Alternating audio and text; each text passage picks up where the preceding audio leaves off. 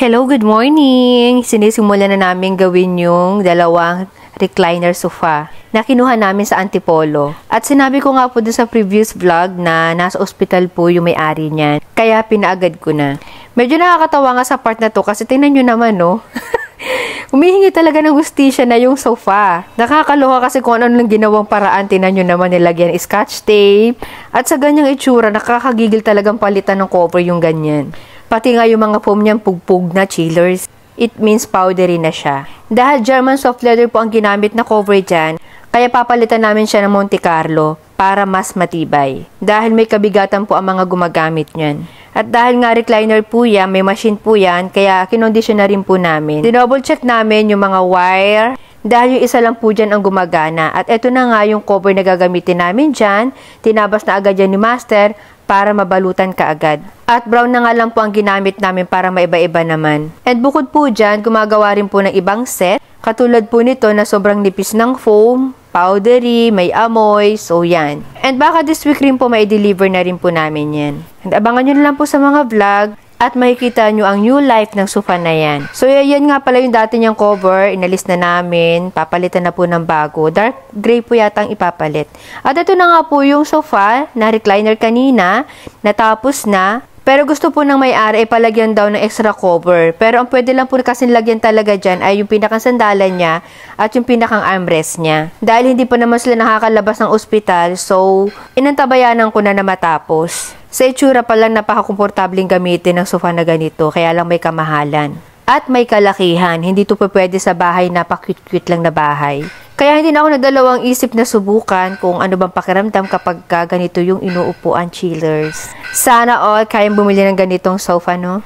Bali nga pala yung dalawang sofa na yun ay hindi gumagana yung isa, kaya umorder pa kami sa Shopee para po maikabit. Nung una medyo natatakot akong itry kasi baka mamaya may kuryente o mag-ground ako, gaya. Pero push na to, subukan natin. Kaya pala napapansin ko doon sa mag-asawa pag pumupunta kami sa kanila, lagi na lang nakapusa ganyan. As in talagang couple na couple sila. As in parang hindi sila magsihiwalay, ganon. At dahil nga po may katangahan ako, inaalam ko pa kung paano yung gagalaw dyan, kaya nagbasa-basa muna ako. Pero syempre hindi ako mapapahalata na hindi ko alam, diba? Kunyari binabasa, pero totoo hindi alam. At nahihinip na nga sa akin dyan yung may hawak ng camera kasi ang tagal kong makuha kung paano gamitin. Pero sinasabi ko sa inyo, kalma lang, makukuha ko din yan, tingnan nyo. At hindi na nga nakatiis si Habit, sinabi sa akin na pindutin ko na doon sa may tagiliran ko.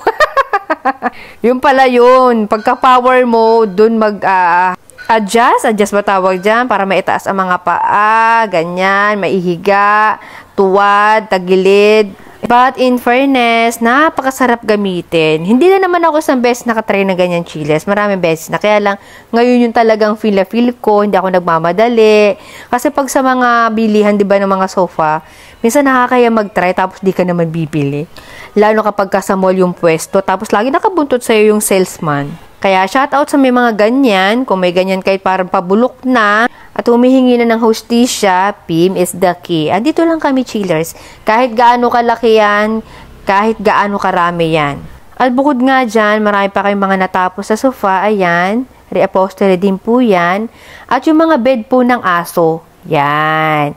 Binabagsak presyo ko na po yan ng 1,999 pesos ang isa, may kasama ng bed foam. Bali, dalawa yan, kaya i-PM nyo na lang po ako kung gusto po ninyo para sa mga pets ninyo. Bali, ang size po niyan ay 22 by 26 inches, 3 inches thickness po ang foam. At may dumaan nga pala sa amin na nagtitinda ng kalaso. I-share ko lang to sa inyo chillers kasi napakasarap ng isda na yan. Bihira po kasi yan dito sa Manila. Again, ang pangalan po nun ay kalaso. At ito na nga medyo sumakit ang ulo ko dito sa part na to na ang mga kahoy na in-deliver sa amin ay basura. Ito yung sinasabi na mura, pero basura. Ilang beses na po ako nagsasabi sa mga supplier namin ng ganyan na huwag nyo kong aalukan ng mga materialis na mura pero basura kasi ibabalik ko rin talaga yan. Dahil bukod sa mahirap na pong gawin yan, pwede pa kami masira sa mga kliyente namin dyan. Ang tagal po namin ginagawa yan. Yung process ng paggawa ng lamesa, napakatagal po.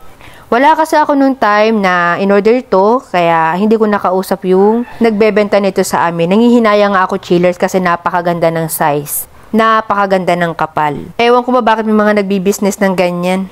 Anyways, ayan nga, na-plastic na isang recliner at yung isa naman ay sinusukatan para sa extra cover.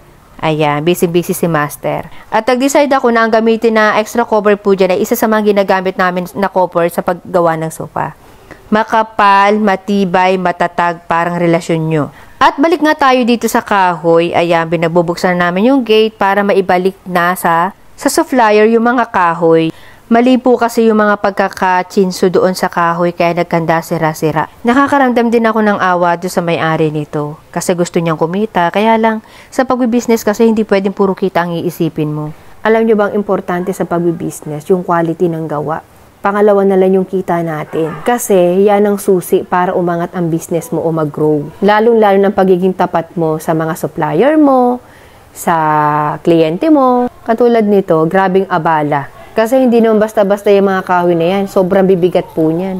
Halos ang isang kahoy, 10 tao bubuhat para lang may angat yan. Eh di ang nangyari tuloy, nagastusan pa yung supplier nito. At hindi lang po ako ilang beses nagbalik ng ganyan. Hindi nga lang kahoy sa ibang materyales, katulad ng leather. Yan, number 1 yung leather na yan, yung tela. Yan, madalas po talaga ako magbalik ng mga ganyan. Kasi pag hindi ko po talaga gusto, ibinabalik ko na lang kesa naman ako mapaya sa mga kliyente ko. May mga experience po kasi kami na hindi naman talaga namin kasalanan ng supplier.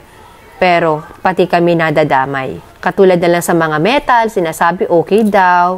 Lalong-lalo yung mga hydraulic na yan, sa mga sofa bed, sabi matibay daw. Yung pala, sa una lang kami bigyan ng maayos na quality.